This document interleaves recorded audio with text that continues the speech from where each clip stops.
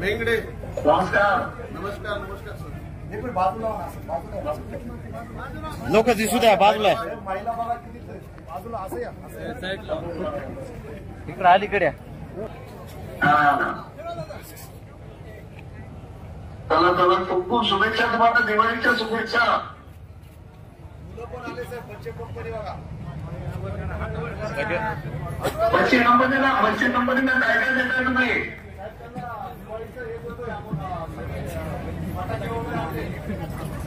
अरे वा.